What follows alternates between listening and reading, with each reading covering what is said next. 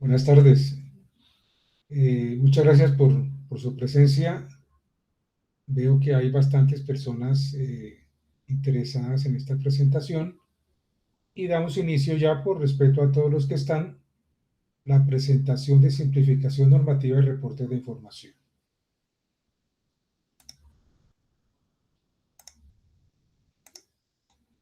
La resolución 7811 es una resolución bastante extensa porque pretende simplificar la normatividad no solamente de los ISP, sino de todos los operadores de telefonía móvil celular y de otros servicios. Pero básicamente vamos a concentrarnos hoy en la simplificación normativa relativa a los ISPs y pues obviamente también a los que prestan el servicio de televisión. En el tema de la simplificación normativa se da por diferentes razones. Una puede ser por evolución del mercado, por ejemplo, la telefonía fija, que ya tiende a desaparecer, está en la etapa de declive de la curva de negocio. Entonces ya no requiere tanta normatividad porque pues la cantidad de actores involucrados en, en el negocio es cada vez más poca. Los beepers o buscapersonas que ustedes conocieron, algunos, no todos, en el siglo pasado a finales y de pronto a principios de este siglo, eh, pues es algo que se pensó que iba a tener una gran trascendencia, pero con el advenimiento de los celulares y más de los Smart TV, pues este servicio pues se fue a pique y se terminó, ya terminó su ciclo. Entonces, por evolución de mercado, la normatividad puede cambiar. Por evolución tecnológica, por ejemplo, un ejemplo claro es el de televisión analógica a televisión digital. Ya los que prestan el servicio de televisión analógica son muy pocos, de manera que ya las mediciones de calidad que se hacían en televisión analógica, que eran inclusive un poco engorrosas y digamos complejas, pues ya no se exigen. Desde el punto de vista regulatorio, todas estas mediciones fueron eliminadas. También hay motivos de simplificación cuando existe la duplicidad normativa, es decir, que en varios artículos en diferentes partes de la normatividad existe la misma norma, entonces se trata de simplificarla. También aquellas que son transitorias, que ya dejan de ser aplicables porque ya pasó el periodo de transición, esas también hay que eliminarlas. El cambio de una norma de rango superior también implica que todas las normas que están debajo de la norma superior tienen que ajustarse a la nueva norma. Eh, la posibilidad de optimización de la disposición regulatoria para mejorar la formulación, la redacción, la estructuración, de pronto no queda un poco confusa y hay que aclararla mejor. Reducir los costos de cumplimiento, por ejemplo, en el caso de los ISPs, las mediciones que se hacían anteriormente, ya las quitaron ya hace muchos años, pero es un ejemplo bueno de las mediciones de calidad de Internet, donde se medía la velocidad y la latencia, que ahora solamente es obligatorio para los operadores que tienen más del 1% del total nacional, es obligatoria, mientras que para los otros ya no es obligatoria, debido a que los costos de implementación de las medidas para poder hacer las mediciones de acuerdo con la con la ITU, pues salen demasiado costosas. Vamos a ver que lo que más nos preocupa hoy es el tema de los ISPs. Entonces, en cuanto a evolución del mercado, se eliminó la obligación de tener en las redes sociales la posibilidad de presentar PQRs. Ya las redes sociales no son un canal preponderante para las PQR. Yo sé que hay algunos que todavía lo tienen, pero ya no es obligatorio disponer de este canal. También, aunque no nos implica para la mayoría de ISPs esta medida, se ha unificado el contrato de prestación de servicios móviles y fijos en un solo contrato que se llama modelo único de contrato convergente. Para las operadoras de telefonía móvil celular, que también prestan servicios fijos, pueden ahora con un solo contrato y con una sola factura posiblemente también prestar ambos servicios. Eh, también por duplicidad se han eliminado algunas normas, eh, por ejemplo, la obligación de los indicadores de calidad en la atención, que pues muy pocos de ustedes la tenían, pero pues estaba como norma obligatoria.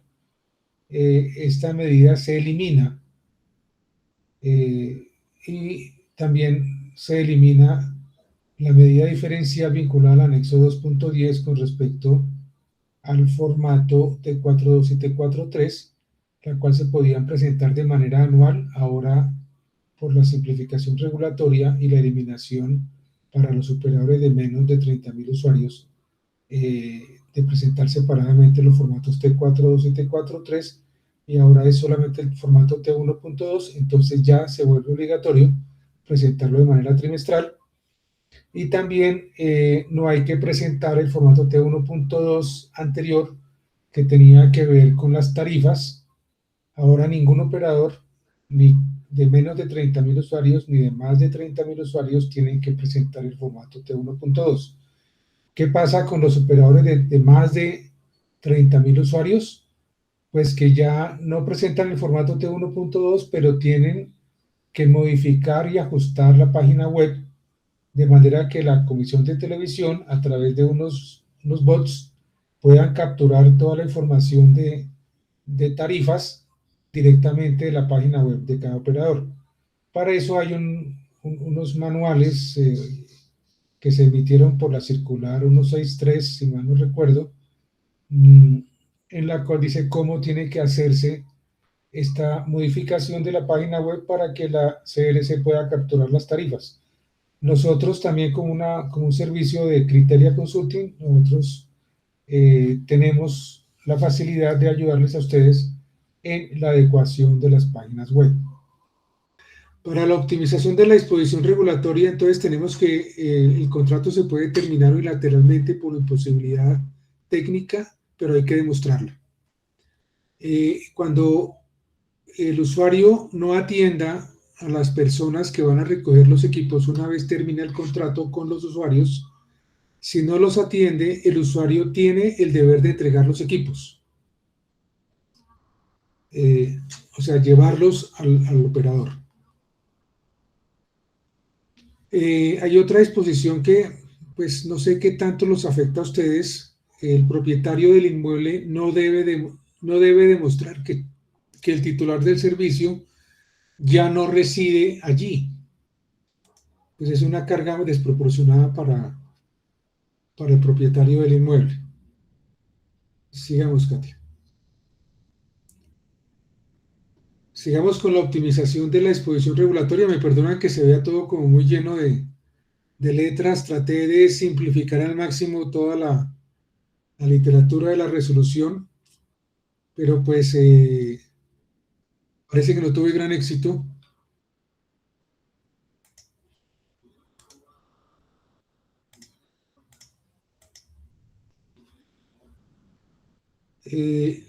Aquí estoy diciendo el artículo que se ajusta para potenciar la atención de PQRs por medio de canales digitales, en especial a lo que se refiere a las PQRs presentadas verbalmente.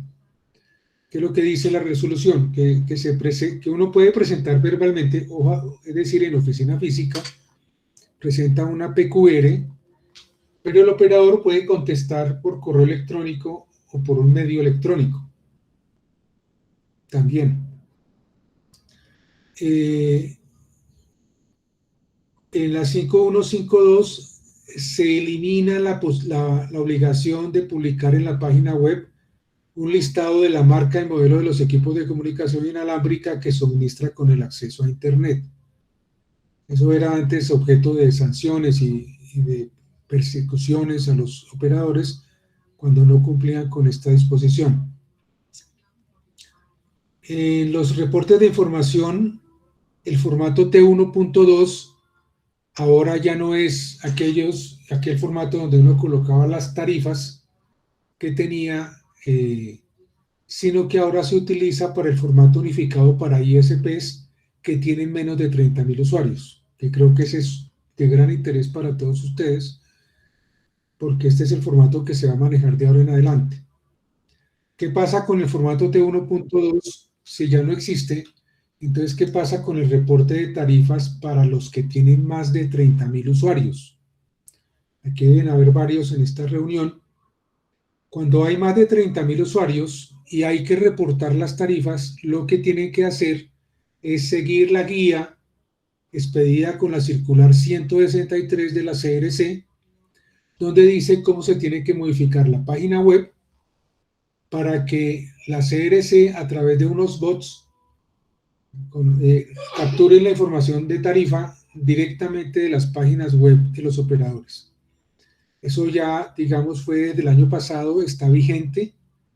Digamos que está vigente a partir de este año, porque a partir del T1 del 2026, o sea, los reportes del trimestre que acaba de pasar, es cuando ya no se pueden reportar las tarifas.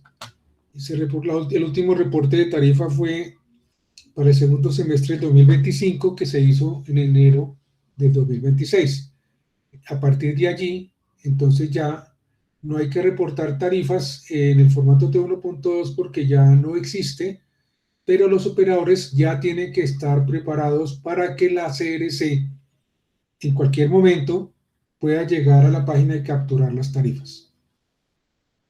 A los que estén interesados, nosotros también prestamos ese servicio. La siguiente.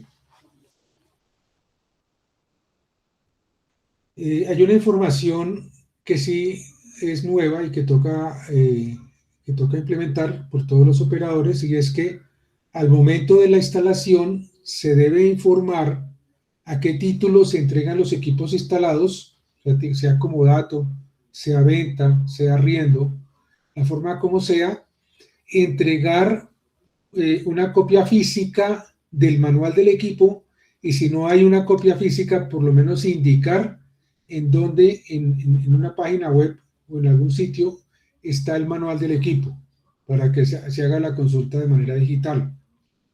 De todas maneras, el ISP debe contar con prueba de entrega de la anterior información, es decir, cuando el instalador coloca el servicio y le indica al cliente: le voy a entregar este equipo de esta marca y este modelo, y aquí está el manual de operación del equipo, o dónde está el manual digitalmente, tiene que tener una constancia de que hizo esa diligencia, una firma o un documento. Hay que tener en cuenta eso ahora que ustedes vayan a hacer las instalaciones.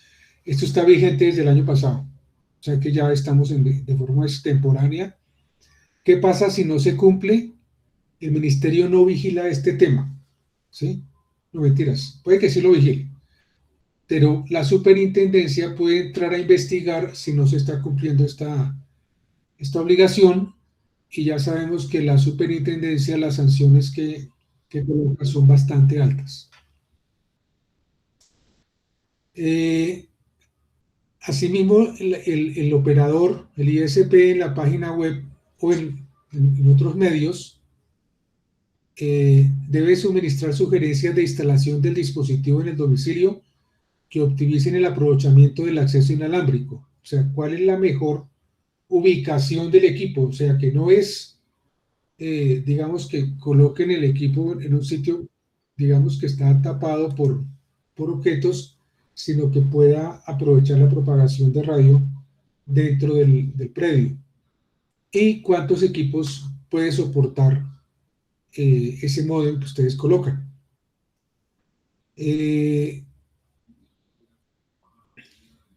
También cuáles son los efectos en la velocidad de navegación.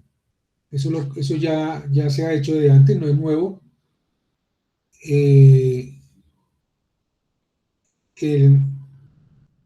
Ya se ha colocado en la página web cuáles son los efectos en la velocidad de navegación, por ejemplo, cuando se manejan diferentes dispositivos. Ustedes sabrán que en Wi-Fi residencial, el equipo que tiene la menor velocidad afecta y baja la velocidad para todos los demás, a no ser que hayan equipos con otro tipo de tecnología que permita, digamos, colocar diferenciación de ancho de banda por equipo. También el ISP deberá tener disponible para consulta del usuario por cualquier medio de atención el valor mensual del servicio contratado, la velocidad de bajada y la velocidad de subida. O sea, eso también es una costumbre de todos ustedes. Muchos no colocan las tarifas en la página web por razones de competencia y cosas de estilo. Yo les recomiendo que sí lo hagan. Y no solamente que sí lo hagan, sino que coloquen las características del servicio, como la velocidad de bajada y la velocidad de subida, entre otros. Sigamos. Pasamos ahora a los formatos, que era la parte más importante de esta presentación. Con la resolución 7811, pues digamos que no es que se hayan modificado todos los formatos, pero sí se actualizaron en alguna forma los formatos. Está el primero, el formato T1.1, que sigue siendo el mismo que conocemos, el T1.1, con la salvedad de que ya no lo tienen que hacer los que tienen menos de 30.000 usuarios. Pero debe ser diligenciado por los que, primero, los que tengan más de 30.000 usuarios, los que provean internet al segmento corporativo, pero no al segmento residencial. Es decir, que si yo tengo una empresa donde tengo, qué sé yo, mis ingresos son el 60% de ingreso corporativo, pero tengo un 40% de ingreso residencial, entonces, como tengo internet al segmento residencial, pues no tengo que hacer el formato T1.1. O cuando se provea el servicio portador. Entonces, ¿qué pasa cuando yo tengo menos de 5.000 usuarios, menos de 30.000 usuarios, y presto el servicio portador? Pues que en el formato T1.1 registro los ingresos del servicio portador, y en el formato T1.2 que vamos a ver, registro los ingresos del servicio de internet domiciliario o minorista. Para los proveedores del servicio de internet comunitario fijo, este formato no se debe llenar. Entonces, sigamos, y al final de que terminemos toda la explicación, entonces ya entramos a la parte de preguntas. El formato T1.2 es un formato unificado. Ustedes tienen plazo de 45 días a partir del vencimiento del trimestre, es decir, en este caso hasta el 15 de mayo, porque abril tiene 30 días, sería el 15 de mayo, para presentar el formato unificado ISP. Este debe ser diligenciado por los proveedores de redes y servicios que tengan menos de 30.000 accesos residenciales de manera individual o empaquetada, y no debe ser reportado por los proveedores de servicio de internet comunitario fijo. Sigamos. El formato T1.2 consta de 3 partes. La pestaña número 1 es la que sustituye al formato T1.1.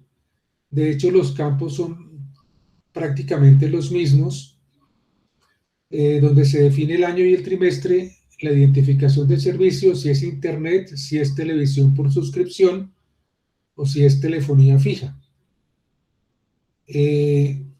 o si es internet dedicado a ISP. Solamente, esta es una salvedad que nos aclararon en una de las reuniones que hizo la CRC, internet dedicado a ISP para el acceso mayorista a proveedores de servicios de internet comunitario. ¿Sí? O sea, porque había como una ambigüedad ahí. Cuando uno provee internet mayorista, pues obviamente es un servicio portador y tendría que llenar el formato T1.1.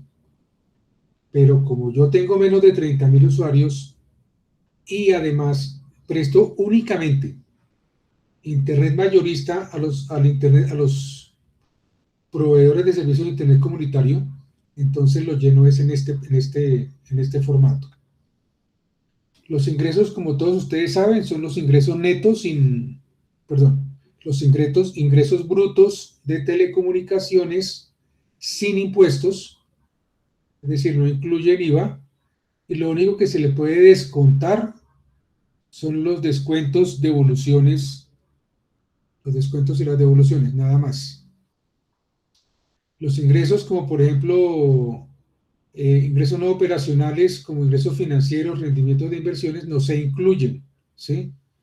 Tampoco se incluyen ingresos operacionales en lo que no sean del concepto de la prestación del servicio, como por ejemplo lo que son traslados, reconexiones, mantenimientos, cosas de estilo.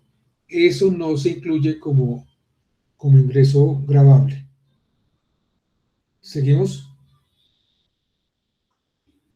El formato T1.2 en la pestaña 2, que es la pestaña, digamos, más complejita que hay en este formato, es una mezcla del formato antiguo T1.2 con el formato, bueno, mentiras, es un formato completamente nuevo.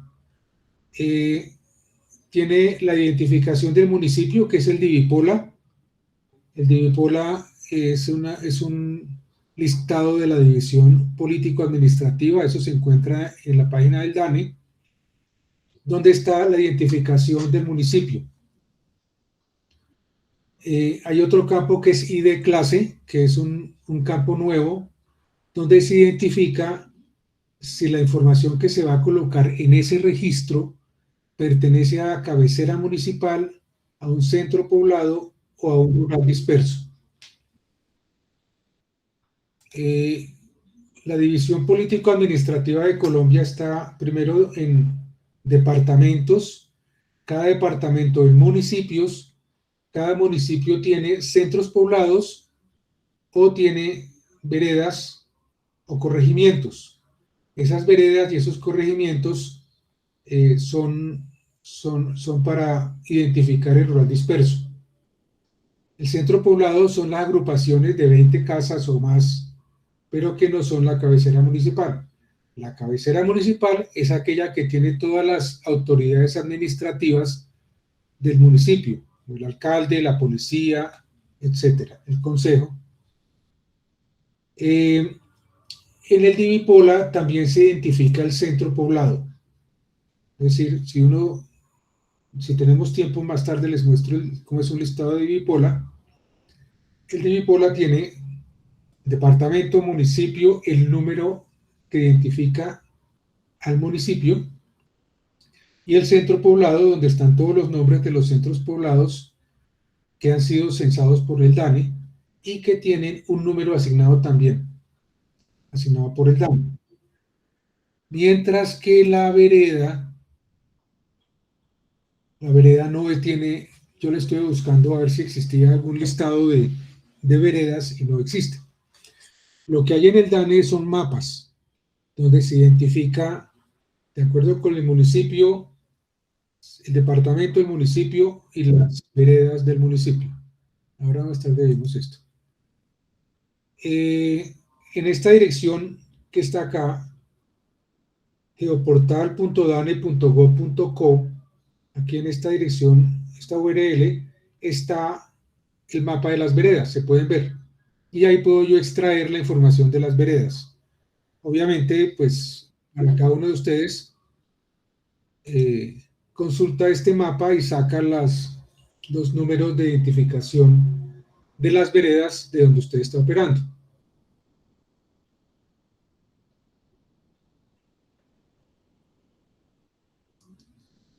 El siguiente campo que hay acá en este slide es el segmento, que es el estrato socioeconómico. Bueno, ahí me quedó como mal el escrito, pero bueno, sigamos, Katia, por favor. Este es el famoso mapa que yo les decía. Está en la dirección que estaba en la URL en la anterior slide. Ustedes entran ahí, seleccionan el departamento, seleccionan el municipio y se les despliega en vereda las identificaciones de las veredas que tiene ese municipio. Y ustedes obviamente para identificar rural disperso, pues tienen que colocarlo en la vereda correspondiente. Puede que haya alguna vereda, que no creo, puede que haya alguna vereda que no esté identificada en este mapa, entonces se coloca un código 98. Pero la mayoría de veredas del país están identificadas y están en este mapa. Entonces ustedes simplemente sacan el número de la vereda. No sé si encuentran la diferencia. Una cosa es el municipio, la cabecera municipal, que tiene un número de, creo que de 5 dígitos o 6 dígitos.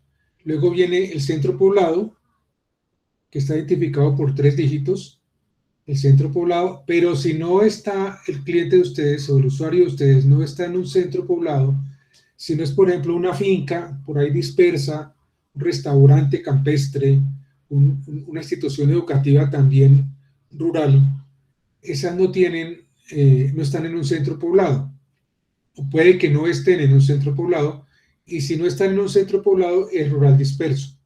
Como es rural disperso, tienen que identificar la vereda y colocarla ahí.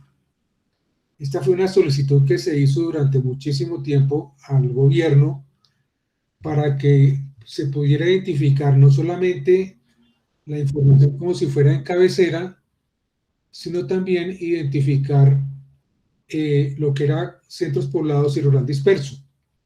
Entonces, esta modificación obedece a una solicitud hecha por todos las personas que representan a los ISPs en los gremios y por algunos de nosotros que somos los consultores. ¿Por qué razón? Porque estaba ocurriendo una situación en la cual los gobiernos, no solamente este que estamos, que existe, sino los anteriores también, fabricaban proyectos para diferentes municipios y afectaban a los operadores que estaban ahí porque pues podía, en lugar de cubrir eh, a usuarios que no, pues a personas que no tenían internet, cubrían predios que ya tenían, estaban siendo operados o prestado el servicio por un operador y lo que hacían era colocar en conflicto al operador que entraba con el operador que estaba. Sigamos.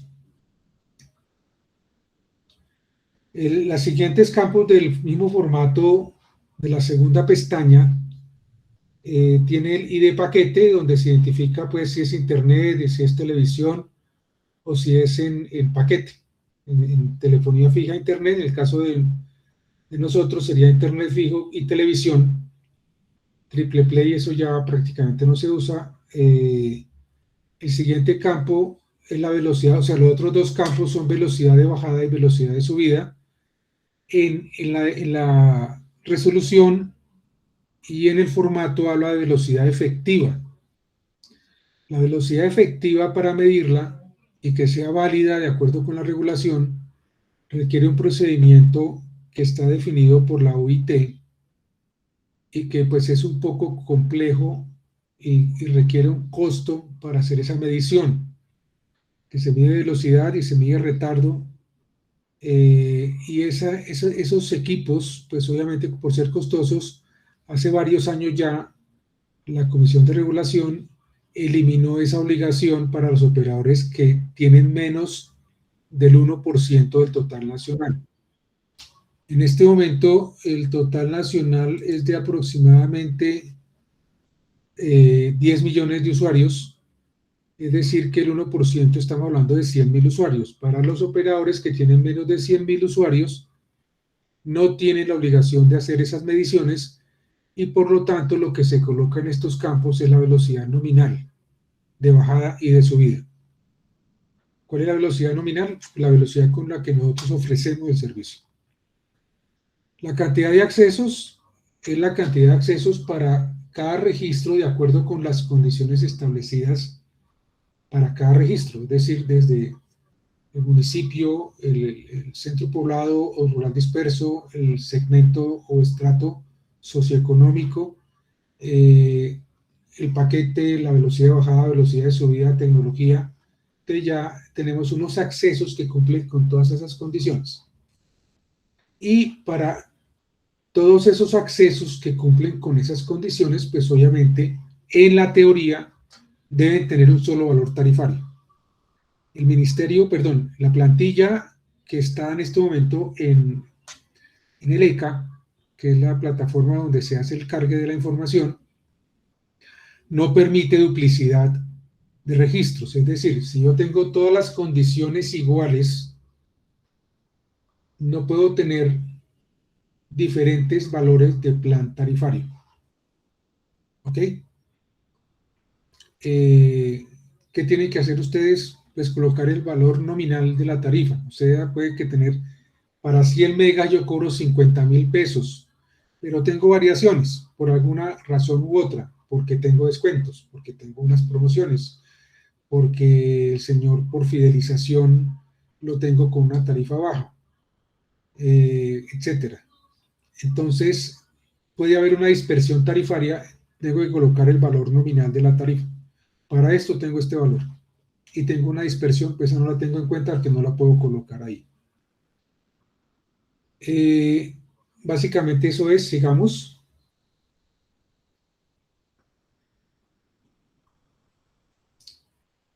Sigamos. Ok.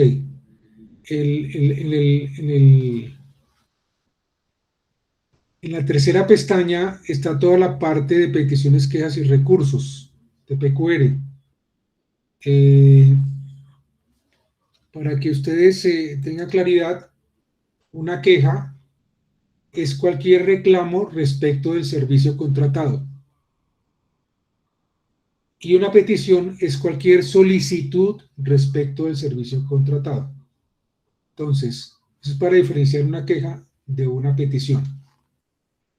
El PQR generalmente uno lo entiende como peticiones, quejas y reclamos. Y yo siempre digo, pero una queja y un reclamo no es como lo mismo. Bueno, aquí una PQR es peticiones, quejas y recursos.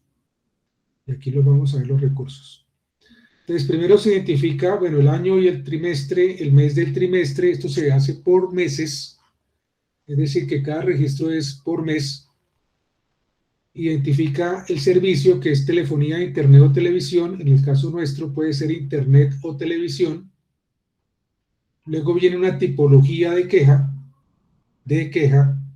no hay peticiones, queja solamente, donde se identifican varias tipologías. Están tipologías referentes a la prestación del servicio, tipologías referentes, perdón, al contrato o a la terminación del contrato o a la calidad del servicio o a la facturación o la atención al cliente, y hay otros también que se pueden codificar. Entonces, en la tipología se colocan estos códigos A1, A2, A3, etcétera, para diferenciar cada una de las quejas. Estas quejas, ya al final vamos a atender preguntas. Estas quejas pueden resolverse de dos maneras: a favor del usuario o en contra del usuario. A favor del usuario no hay ningún problema. En contra del usuario puede existir la posibilidad de que el usuario, dentro de los 10 días siguientes hábiles, imponga un recurso o presente un recurso de reposición, y generalmente en subsidio de apelación. ¿Sí? Cuando hay apelación, cuando la reposición se resuelve a favor, perdón, se resuelve en contra del usuario. Si es automática, es decir, es en subsidio de apelación, pues se manda toda la información de la queja a la Superintendencia de Industria y Comercio. Las quejas pueden ser resueltas a favor. Por ejemplo, una típica puede ser una queja de facturación, donde un usuario puede quejarse porque le están cobrando más de lo debido. Ustedes en cartera o en contabilidad revisan si efectivamente se está cobrando de más. Si se está cobrando de más, se resuelve a favor. Si se está cobrando lo que es, se resuelve en contra. Y el el usuario puede solicitar un recurso de reposición y en subsidio de apelación. Sigamos. Aquí está el resto de codificación que hay en el formato. Como les decía, el de calidad. En calidad solamente tenemos disponibilidad del servicio e intermitencia en las que nos concierne a nosotros. Antes había una que yo me robaba, que era la de calidad del servicio, que era, correspondía a los servicios de mensajería, pero ahora ya no existe esa posibilidad, que era la C5 creo que era. Esta facturación, está los medios de atención y hay otros. Las peticiones, como ustedes se dan cuenta, no se registran. Antes de terminar aquí esta parte, las quejas que se registran, pues tiene que haber una base de datos de quejas. Esa base de datos de quejas donde ustedes registran las quejas, pues obviamente tienen que tener un número CUN. La queja que se registra y que se radica con un número CUN o con un código único numérico son las quejas o peticiones que no se resuelven en el mismo momento, ¿sí? Si yo estoy por WhatsApp, por teléfono, si estoy por WhatsApp o estoy por teléfono resolviendo una queja o una petición, por ejemplo, un señor quiere que le cambien la clave del módem que tiene en su casa, entonces ustedes entran al módem y cambian la clave. Se resuelve en el mismo momento. Si no se puede resolver en el mismo instante, por ejemplo, que requiere ir hasta la casa, porque por alguna razón no puede entrar al módem, entonces tiene que ir hasta la casa y entrar directamente, entonces no hay que radicarlo en la base de datos y no tiene número CUN. Yo creo que por ahora esto es. Ahora más tarde entonces comenzamos a atender preguntas. Sigamos. Hay unos formatos de televisión que ya varios conocen. Estos formatos no recibieron ningún cambio, están exactamente iguales a como estaban antes. Está el formato T2.1A y el 2.1B, ambos son semestrales y se presentan hasta 31 días después de terminado el semestre, es decir, hasta el 31 de enero o hasta el 31 de julio. El primero, pues, es información básica genérica, donde se coloca la información del número de canales que tiene el operador, si son análogos o digitales, etcétera. Y en la segunda pestaña de este formato A, tienes todos los canales que se transmiten con la información de cada canal, o sea, la velocidad en bits por segundo, los bits por píxel, los cuadros por segundo, etcétera. Todo esto se coloca ahí, también de lo que tiene que ver con el modem de audio y con el códec, etcétera, se coloca para la parte de televisión. Este es obligatorio para todos los operadores de televisión. Y el formato B es donde se colocan primero, en la segunda pestaña, todas las incidencias, donde las incidencias son fallas totales del servicio de televisión para toda la red o para una parte de la red. Por ejemplo, si se rompe una fibra,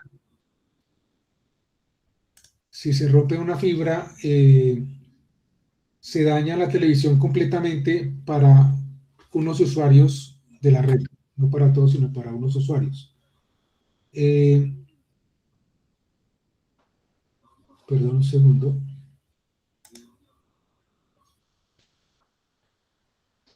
El formato, perdón, después de tener todas las incidencias, se calcula el tiempo en que no estuvo funcionando el servicio y la cantidad de usuarios afectados, y por medio de una fórmula muy sencilla, se calcula la disponibilidad mes por mes. Este formato es obligatorio para todos los operadores de televisión. antes del año pasado, o sea, en el 2000, hasta el 2025, eh, las incidencias y la disponibilidad solamente se registraban, pero no se cargaban en un formato para el ministerio, que es el formato 2.1b. Ahora sí, para todos los operadores de televisión, no importa la cantidad de usuarios que tengan, tienen que cargar el formato. Sigamos. Ya no nos quedan sino dos formaticos, el formato T3.1, que es red de transporte entre municipios. Este no se incluyó en la 7811, sino en la 7714, que es la que tiene que ver con el servicio portador. Es un formato anual que se carga para todos los que tienen redes de transporte en fibra o en radio entre municipios. No redes de acceso. Por ejemplo, yo tengo unos casos de unos clientes que de su OLT sale una red de fibra de acceso y llegan hasta las veredas o corregimientos o centros poblados de otro municipio, ¿sí? Y prestan servicio. Entonces dicen, uy, yo tengo una red de transporte porque estoy en el municipio X y voy al Y en la zona de un centro poblado y eh, coloco internet ahí en ese centro poblado, entonces tengo transporte entre municipios. No es así, esa no es una red de transporte, es una red de acceso. Pero si tengo una red de acceso en fibra o en radio entre dos municipios, tengo que reportarla en el T3.1. Tiene más cosas, no solamente reportar el T3.1, sino tiene que reportar los mapas de fibra o los mapas de radio a la CRC, y en la página web de ustedes tienen que colocar el acceso a la CRC donde están el repositorio de los mapas de fibra o de radio.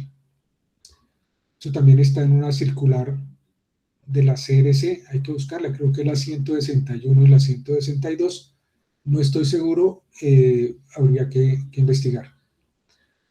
Y por último está el formato T3.3, que es acuerdo sobre infraestructura elegible.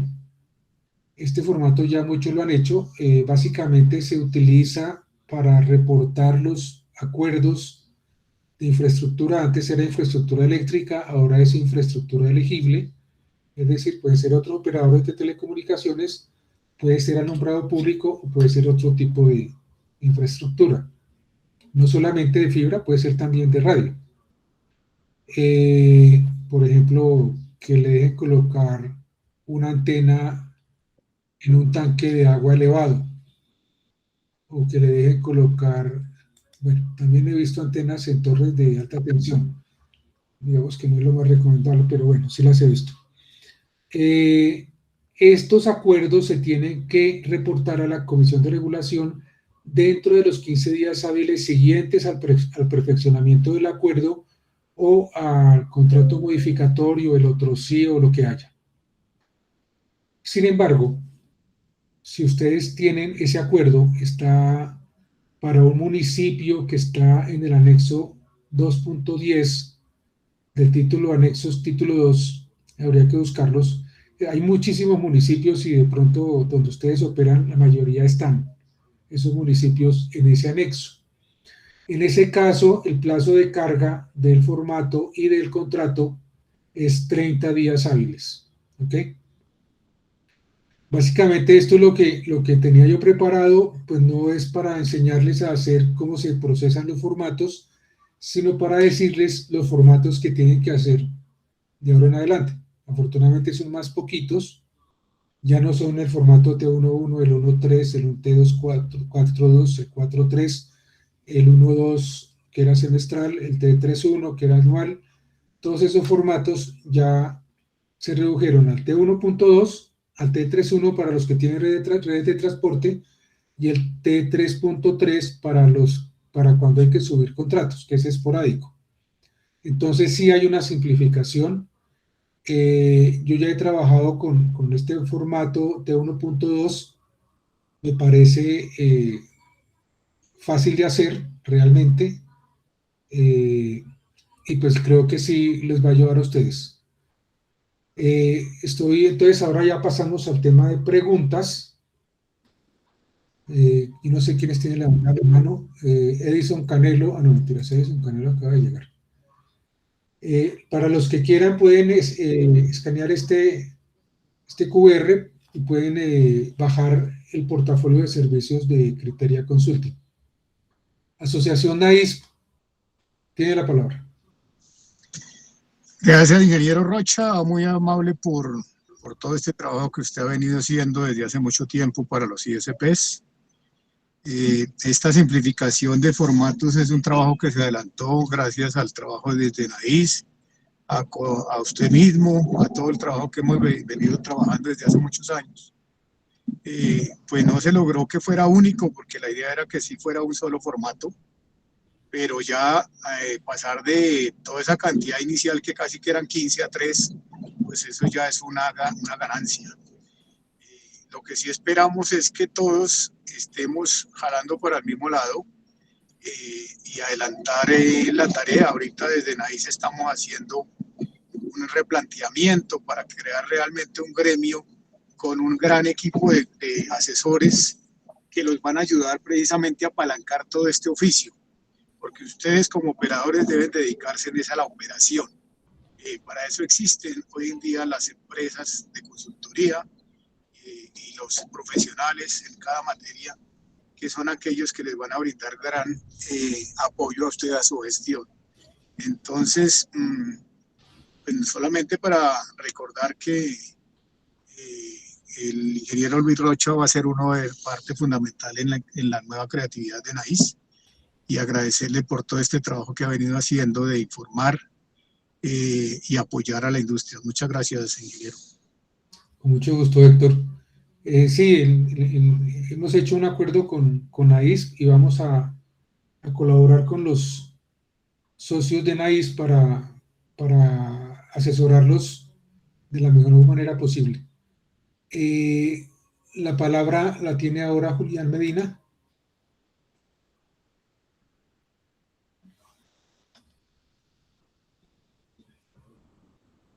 Bueno, Julián bajó la mano. Aquí algunas preguntas. Aló. Sí, Julián, sigue. Qué pena, ingeniero. Lo siguiente, en la hoja 2 donde dice valor total plan tarifario, me quedó un poco complicado entenderle cuando tenemos una misma, digamos, mismo plan de velocidades, pero con diferentes precios. La inquietud la tengo porque en una promoción precisamente nos vinieron muchas personas y tenemos un plan más económico que obviamente no es una dispersión tan corta, sino que realmente si yo promedio los valores va a bajar bastante al valor que está actualmente ofertado. Debería ser un promedio sobre eso para decir, bueno, vale tanto el plan o debo colocar el que está ofertado normalmente así los ingresos sean menores. Gracias. Pues el valor que se coloca de factura, pues digamos, el que vaya a entrar la Comisión de Regulación o el Ministerio o la Auditoría a verificar si lo que usted está reportando en el formato T4, el T1.2, corresponde a lo que usted le cobra a los usuarios, pues es poco probable que lo haga. Yo entiendo la dispersión tarifaria que tienen muchos de los operadores, incluyendo no solamente a los pequeños, también los grandes tienen dispersión tarifaria y pues no es normal tener una sola tarifa. Yo pienso que lo que hay que hacer es colocar una tarifa nominal. Puede ser el promedio, como usted dice, tengo una tarifa de promedio, pues la dispersión es muy alta, porque si lo he visto, yo tengo 100 megas en 52.000 pesos y a otro usuario ahí al ladito le tengo a 100 megas en 300.000 pesos, pues esa dispersión sí es altísima, ¿sí? La desviación de la tarifa. Usted no podría sacar un promedio. Por alguna razón le están cobrando 300.000 pesos al otro usuario, no sé, alguna condición especial que no esté especificada, pero sí colocar una tarifa nominal. Si la desviación es baja, en las tarifas que tienen esa dispersión es baja, pues se puede sacar un promedio, si no, pues no se podría. No sé quién más, aquí tengo una pregunta de cartera CS dice, buenas tardes, una pregunta, ¿esta tercera pestaña deroga el formato T42 y T43 para los ISPs que tienen menos de 30.000 usuarios? Ya no necesitan hacer el T42 ni el T43, sino solamente hacen lo que está en la pestaña tercera, en la tercera pestaña del formato T1.2. Es por esa razón que ya no se admite que se presenten estos formatos de manera anual, ¿ok? Como se hacía antes.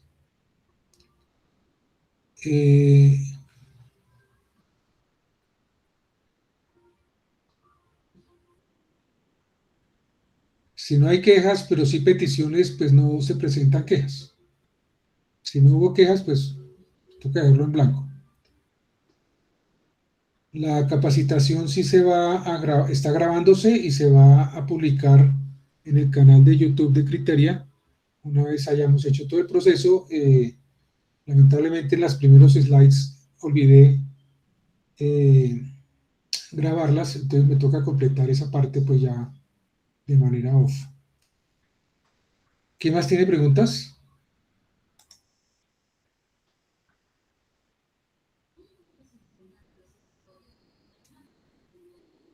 Todos quedaron contentos.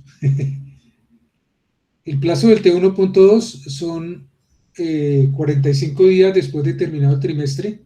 En este caso, en abril, el trimestre acabó el 31 de marzo, 45 días después de terminado marzo da 15 de mayo. O sea, tenemos plazo hasta el 15 de mayo para presentar los reportes del T1.2. Obviamente, si tienen televisión, pues tienen que presentar el F6 y el F7.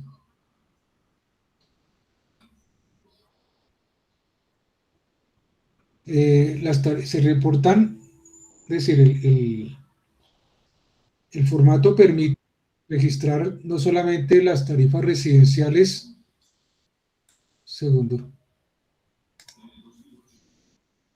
no solamente las tarifas residenciales,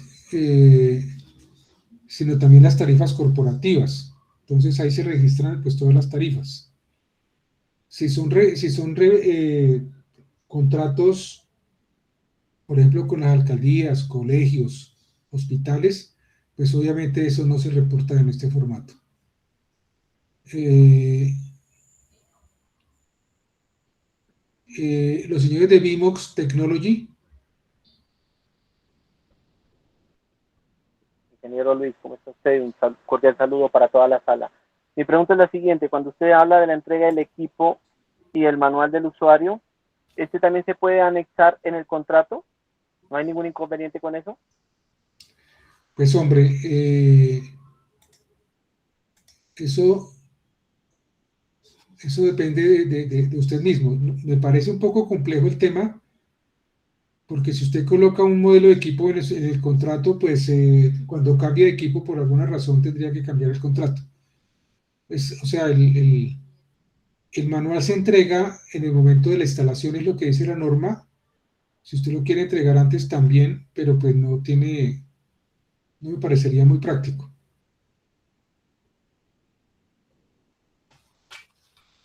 Mario. Muy buenas noches a todos, Luis, muy buenas noches, muy buena la capacitación. Solo quisiera precisar una cosa que de pronto tengo en mi cabeza, que es una duda. En anteriores oportunidades el Ministerio nos presentó una capacitación sobre la forma de hacer la validación de la cantidad de clientes durante el trimestre, y esa me queda duda todavía. Tú de pronto nos puedes dar una forma, porque decían si se facturaron 2 meses, pero no hacía parte del trimestre y no estuvo en el tercer mes, entonces no estaba, y entonces hubo una medio dispersión en términos de la información que nos dieron, porque hubo dos profesionales que nos dijeron una cosa y luego cambió a otra. Quisiera saber en esta cómo quedaría esa lógica del promedio sobre valor de cliente para el trimestre que era el anterior reporte, que si no estoy mal era el T4, ya, bueno, no lo recuerdo. T1.3. Yo le comento, en ese formato lo que se registraba era el ingreso, ¿sí? El ingreso de las facturas, o el valor facturado. Entonces, obviamente, habían usuarios que podían no haber, digamos, estaban suspendidos el primer mes y en el segundo mes ya pagaron y entonces ya pagaron lo que debían, entonces ya les reactivaron el servicio en el segundo mes, entonces no quedaban sino 2 meses, etcétera. En este caso ya eso no, perdón, en este caso eso ya no hay problema porque no se está reportando el valor facturado, sino se reporta únicamente la tarifa, ¿ok? Entonces, ¿cuáles usuarios son los que se tienen que reportar? Los que están activos o suspendidos, pero que pertenecen, o sea, que están activos en la empresa el último día del trimestre. O sea, en este caso, el 31 de marzo, usted va y mira, están tantos activos, ya los demás se fueron, cancelaron contrato y se fueron, o se terminó el contrato. Entonces, esos que hay, que quedan al 31 de marzo, unos pueden estar suspendidos por falta de pago o por solicitud propia, etcétera, y otros están activos operando, funcionando. Esos son los usuarios. Y con esos es con los que se hace la tabla que se pide en el T1.2. Hay unas preguntas, sí señor. Vimos Technology nuevamente.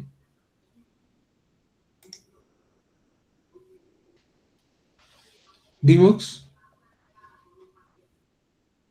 Ok, mientras tanto, Global. Sí, Vimox. Tengo una pregunta. Sí, señor. La siguiente. En el formato donde se registran los nuevos planes, ¿se debe seguir reportando? En el formato donde perdón, otra vez. En el formato donde se registran los nuevos planes. Sí. ¿Se debe seguir reportando ahí? O sea, las tarifas, o sea, las tarifas que se dan en formato T1.2, pues ya no se reportan de esa manera porque ya ese formato desapareció. Lo que hay es la pestaña 2 del formato T1.2, donde se reportan las tarifas del trimestre, las que se estaban, o sea, los planes como estaban, que no quiero decir planes, pero sí es plan tarifario, el registro que corresponde a la velocidad de bajada, velocidad de subida, tecnología, y el valor para ese registro se coloca ahí. Si usted modificó, por ejemplo, en marzo las tarifas, pues obviamente coloca la nueva tarifa ahí. Si modificó en enero, pues coloca las nuevas tarifas ahí. Todas las que van quedando trimestre por trimestre. Gracias, don Luis. Sí, señor. Si no tengo quejas ni en ese trimestre o si tengo que reportar, pues hay que reportar. En ese caso, si no tiene ninguna queja, pues tiene que reportar en ceros. ¿Ok? Yo vi que Diana tenía la mano levantada. Sí, buenas tardes. Una pregunta, ¿me recuerdas por favor en dónde va a quedar grabada la capacitación? Esa queda grabada en el canal de YouTube de Criteria. Nosotros a través del grupo de WhatsApp o de los grupos de WhatsApp vamos a informar dónde queda grabada la dirección del canal de Criteria. También lo pueden buscar ustedes mismos en YouTube como Criteria Consulting y ahí encuentran el canal nuestro y ahí están todas las grabaciones de las presentaciones que nosotros hacemos. ¿Ok? Aquí hay una pregunta, pero si se cambiaron los planes en marzo, ¿se reportan los planes antiguos y los nuevos por aparte? No, se reportan los que estaban vigentes al último día del trimestre. ¿Ok? Preguntas, me están preguntando por formatos, pero ustedes acuérdense que en la primera parte explicamos otras modificaciones también que les interesa conocer. ¿Ok? Por si tiene preguntas al respecto. Uy, aquí hay otras más personas. Vivox, ¿quiere seguir otra pregunta o ya la que hizo? Mario, también. Sí, quería precisar algo. Hace aproximadamente 15 días nos visitó la SIC como un evento de inspección y vigilancia, y cuando nos preguntaron sobre las cantidades de quejas o reclamos o dudas, nosotros teníamos ese mismo concepto de que no tenemos. Entonces, solamente quería escuchar tu punto de vista y darle a entender a los compañeros que cualquier petición, queja o reclamo debe tener un código CUN, ya sea un cambio de plan, ya sea una modificación al plan tarifario, etcétera, y se debe dar su respectiva diligencia respecto al recurso de reposición o apelación en caso de que se haga. Pues, aviso parroquial, es un tema de que la CUN está, por lo que entendí, visitando muchas otras empresas, no solo pues la nuestra. Ya conocemos otra empresa más que llegó y nos solicitaron cualquier cantidad de, pues no, perdón, disculpe la palabra, no es cantidad de cosas, sino lo que dice la 50-50 respecto a accesibilidad, facturas. Entonces, en ese campo donde el compañero anterior decía que si uno no tiene quejas no reporta, creo que ahí errado y ahí puede haber un posible hallazgo para la SIC en caso que lo visite, porque cualquier petición hace parte de ese concepto, y ese concepto de tener un CUN, y ese CUN debería radicarse en ese documento donde dicen peticiones o quejas del trimestre, hasta una velocidad que no dé, etcétera. Entonces creo que es imposible desde mi punto de vista, y nos lo dijo el funcionario, que ninguna empresa como la de nosotros tenga ninguna petición así tenga 10 clientes. Entonces solamente quería darte como ese espacio a entender a las personas que no solamente son las quejas formales que llegan en un documento, sino cualquier evento que ponga una persona o un suscriptor de nuestras empresas. Muchas gracias, Mario. Yo quiero hacer una aclaración. El tema de las quejas no se reportan en este formato T1.2, no hay donde reportarlas. Solamente las peticiones no se pueden reportar, solamente las quejas, porque pues si revisan el formato, cada registro está relacionado con una tipología de queja, y las peticiones pues no tienen tipología de queja. ¿Qué peticiones pueden haber? Por ejemplo, una solicitud de traslado. Una solicitud de traslado, pues sí, lo que dice Mario está bien, se registra en la base de datos de PQRs, y en esa base de datos de PQRs aparece como una petición que no se puede resolver inmediatamente, porque pues si yo solicito un traslado, pues no me lo van a trasladar en el mismo instante en que estoy solicitando el traslado. Tengo que esperar un tiempo, entonces queda un radicado y después de un tiempo se resuelve la petición. Si se puede hacer el traslado, no se puede hacer el traslado y por qué no se puede hacer el traslado en tal caso. En cuanto a que todas las peticiones y quejas tienen que estar registradas con CUN, no es así. Las peticiones y quejas que se registran con un código único numérico son aquellas que no se pueden resolver en el mismo momento de la llamada o del mensaje de WhatsApp. Obviamente las que son por correo electrónico, las que son por otro medio, pues obviamente tienen que tener un código único numérico, porque no se van a resolver en el mismo momento. Por ejemplo, ya les daba el ejemplo del cambio de clave de un módem, o la resolución de un reclamo por una facturación, cosas de estilo que de pronto me pueden resolver en el mismo momento, inclusive temas técnicos que necesito entrar al módem y resetearlo, por ejemplo, y volver a ponerlo a funcionar, también puede ocurrir, se resuelven en el mismo momento. Pero hay otros que no se pueden resolver en el mismo momento, que de pronto requiere una visita al predio del usuario para revisar, o de pronto requiere una revisión exhaustiva en el tema de contable o en cartera para ver si sí efectivamente pagó o no. Puede ser que haya sido un pago que no fue plenamente identificado. Sí, Mario. Estoy de acuerdo en su apreciación. Creo que el funcionario de la SIC nos dijo exactamente lo mismo. Sin embargo, es ilógico, por eso tomo la apreciación que nos lo dijo el funcionario. Es ilógico pensar que usted no tenga ninguna queja. O sea, no hay utopías. Entonces, estoy abondando o cosechando un espacio aquí, decirle a los demás compañeros ISP que la SIC sí está llegando. A mí me llegó, soy una persona que le llegó, y es ilógico decirle a la SIC o a la CRC bueno, esta Colombia TIC, que usted no tiene quejas. Ese era mi punto de vista. Es decir, decir que uno no tiene quejas es completamente ajeno y ellos no se comen ese cuento así tan fácil de buenas a primeras. Obviamente me solicitaron mi código QUN, ya lo tenía, sin embargo, no hicieron mucho énfasis en el API que están solicitando para reportarlo.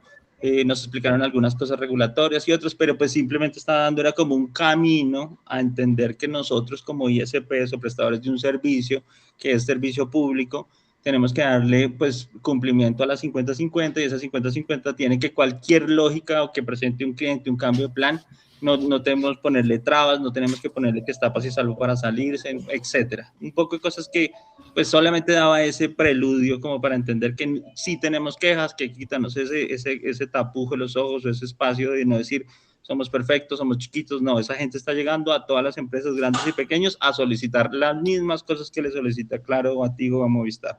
Ese era más mi comentario. Sí, muchas gracias, Mario. Yo quisiera hacer una acotación adicional.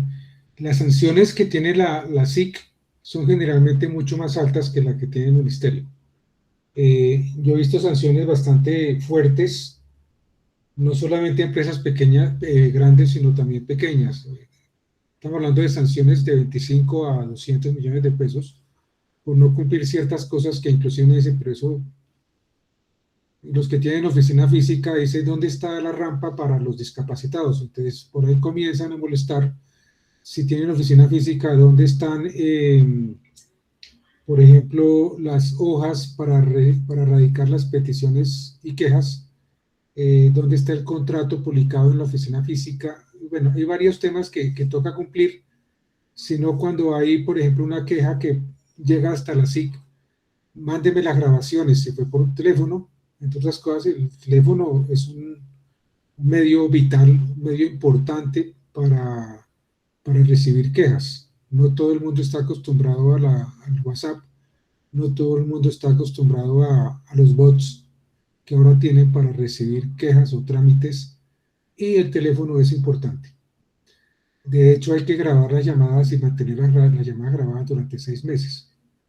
En estas palabras, pues, inclusive nosotros tenemos un servicio que se llama Asesoría para Régimen de Protección de Usuario, para el que lo quiera tomar y para quedar al día en ese aspecto que es muy descuidado por la mayoría de operadores. Eduardo, cuénteme.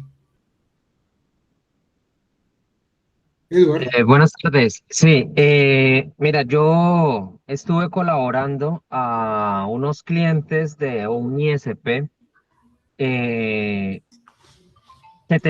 tienen varios inconvenientes con ese ISP, y yo mismo tengo un plan de internet en Bogotá, en mi apartamento cuando voy allá, y yo tuve unos inconvenientes porque el servicio se dañó y yo le solicitaba a la ETB qué pasaba con mi servicio. Cada vez que iba estaba sin servicio, pero la factura seguía llegando. Yo puse la denuncia ante la SIC porque ETB me reportó a mí en Datacrédito por eso, y estaba claro que las facturas que se encuentran en disputa no se deben pagar, pero a la ETB no le importó. La ETB me reportó a mí en Datacrédito. Listo. La SIC se demoró 18 meses. ¿Y sabe en qué sancionó? La SIC me dio la razón a mí con una sanción de 150.000 pesos a la ETB por no ofrecerme el recurso de reposición en subsidio de apelación. A la ETB fueron 150.000 pesos. No fueron 150 millones, 150.000 pesos. Aquí tengo el radicado. Y yo le estoy ayudando a llevar las quejas porque conozco el procedimiento ante la SIC de varios clientes que están teniendo problemas con un ISP que niega el recurso de reposición en subsidio de apelación, niega el ajuste automático, obliga a cláusula de permanencia sin justa causa, porque tengo entendido que la cláusula de permanencia es sí y solo si hay una deuda con el prestador de servicios. Si usted no tiene deuda, no debe ser así. Yo tengo algunas dudas con eso, pero más o menos es por ahí. No reciben PQRs en físico y no las reciben al WhatsApp. No te dan número CUM cuando solicitas un radicado porque tienes una petición, una queja o un reclamo. Miren que eso se solicita ante la SIC. Tengo la evidencia de eso, tengo la evidencia de que no hacen el ajuste, se quedan sin servicio 3, 4, 5, 8 días y no hacen el ajuste automático porque ellos no están obligados a hacer eso. Se le envió toda la evidencia ante la SIC y la SIC respondió. El prestador del servicio tiene autonomía para decidir qué hacer sobre esto. Es porque se está dando mal uso del servicio. También, ¿qué hacen? Llegan a la casa del cliente, le toman fotos a la sala, a la cocina, a la cara del cliente, sin autorización. Eso es violación a la vía data, con el argumento es que, mire, es que tienen 3 televisores, tienen 2 computadores, tienen un celular.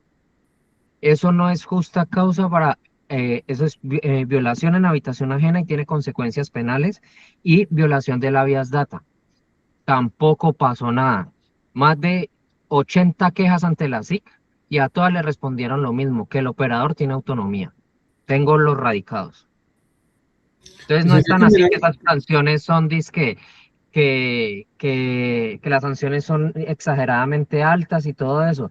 Eso cuando hay una competencia que va, inclusive por ahí escuché a alguien que la persona que visitó el ISP por una denuncia fue porque la competencia le había pagado hasta los viáticos para que la SIC fuera hasta allá a hacerle la visita. Entonces ahí es donde sí ponen sanciones, pero cuando uno se queja como usuario final, pone las quejas directamente ante la SIC, al parecer no pasa nada. Gracias. Bueno, Eduardo, muchas gracias. ¿Hay alguna otra pregunta? María. Hola, ingeniero, buenas noches. Ingeniero, yo tengo una duda, por lo menos con respecto a las PQR de los canales corporativos. ¿Estas también se registran bajo el número CUN y se reportan o no aplica? Los servicios corporativos pueden ser por contratos de mutuo acuerdo, es decir, que no están regulados por el régimen de protección de usuario. Y en ese orden de ideas, entonces es un acuerdo entre partes y están estipuladas las condiciones como se manejan las PQRs dentro del mismo contrato. Hay contratos corporativos, perdón, hay relaciones con empresas, o sea, corporativos, que no cumplen con la posibilidad de estar por fuera del régimen de protección de usuario, que son, pues, digamos, 3 condiciones, es que sea telefonía o internet, en este caso es internet, que sean microempresas y que no tengan una solución a la medida. Esas 3 condiciones, si se cumplen, entonces tienen que estar en el régimen de protección de usuario. Repito, que sean micros, que sea internet y que no sea una solución a la medida. Porque uno tiene también dentro de las tarifas, tiene pues soluciones para empresas. Si no se cumplen estas condiciones, entonces ya sería un contrato, digamos, entre las partes, un contrato de mutuo acuerdo y se resuelve pues por las partes. Y hay cláusulas de conciliación y hay otras cosas que toca invocar. Entonces, en el caso de lo que me preguntas, seguramente es para contratos que no son contratos que se rigen por el régimen de protección de usuarios, sino los otros contratos. Y en ese caso, entonces, dentro del mismo contrato están las condiciones. ¿Ok? Ah, gracias. Sanjira. Ingeniero, muy buenas noches. Un favor, me causa curiosidad el tema de cuando es corporativo, cuando es un plan corporativo que normalmente uno hace soluciones a la medida, lo que usted estaba indicando hace poco. En ese caso, en el formato donde hay que registrar los planes, pues obviamente varían el tema de velocidades con valor de plan. Digamos, a una empresa yo le tengo, digamos, 10 megas por 100.000 y a la otra le tengo 10 megas por 50.000. Es un ejemplo. En ese caso, ¿cómo reportaría en el formato los planes? ¿O eso se reporta o no se reporta? Si es una solución a la medida, hay varias cosas. Primero, que el contrato que tiene que manejar ahí en una solución a la medida es un contrato diferente al que se usa para los usuarios. O sea, no es el de la CRC, es un contrato aparte. Y en ese caso, pues no se rige por el régimen de protección de usuario y no se reporta en el formato T1.2. No se reporta. ¿Ok? Porque es una solución de tipo corporativo. Perfecto. Entonces, por eso, pues, hay posibilidades de que sea aparte, sea diferente. Ok, gracias. Ok. ¿Hay alguna otra pregunta? Bueno, yo les agradezco a todos Entonces, su... Sí, señor. entonces, ¿cómo se reportarían los corporativos? Porque en el anterior uno marcaba ahí residencial, corporativo, tenía como las opciones, y entonces ahora ¿cómo quedaría? A ver, vuelvo y repito. Sí hay corporativos que tienen planes tarifarios, ¿ok? De hecho, en las páginas web dice plan para empresas. Tengo el plan de 100.000 pesos, de 200.000, de 300.000. Esos son planes corporativos. Esos planes corporativos que no son a la medida, pues sí se reportan, ¿ok? Los contratos que sí son a la medida no se reportan en los formatos. Por ejemplo, yo tengo una institución educativa o tengo un negocio de alguien, de un abogado que dice, necesito que me ponga aquí un router XYZ con una velocidad de tanto y estas especificaciones, es una solución a la medida. Eso no se reporta en los formatos T1.2, ni se reportaba tampoco antes. Si lo estaban haciendo, está mal. ¿Ok? Entonces, Pero entonces eso se tiene que reportar en algún lado, porque si no, por ejemplo, digamos X y SP solo vende contrato a la medida, y entonces no presentaría ningún reporte y no pagaría ninguna contraprestación. ¿cómo que no? O sea, el hecho de que no tenga que reportar ni el 1.3, ni el 4.2, ni el 4.3, porque no está obligado, pero tiene que reportar el T1.1, que es los ingresos, y tiene que pagar la contraprestación. Pero ¿Ok? entonces sería solo el 1.1 y no el 1.2 solo porque todos son contrato a la medida. Exacto. Ok. Sí, señor. Héctor, Sí, quería dar una última noticia. En la mesa de trabajo que se hizo en estos días con la CRC, se puso en la mesa el tema de la limitante que había para banda ancha. Entonces, para que estén también presentes y atentos a que posiblemente eso se suba hasta 100 megas, el famoso mínimo de banda ancha. Igualmente nos encomendaron hacer como un levantamiento de la problemática. Desde NAVI se está construyendo, igual con Criterium vamos a compartirlo para los ayudos fiscales esa encuesta, en la cual vamos a recoger una serie de problemáticas que tiene el sector, donde todo va a ser anónimo, no necesitamos ni el nombre de la empresa, ni quién es usted, ni nada, sencillamente que nos ayuden a contestar una serie de preguntas que nos va a llevar a tener una mejor revisión de la regulación, que es parte de la agenda regulatoria para este año.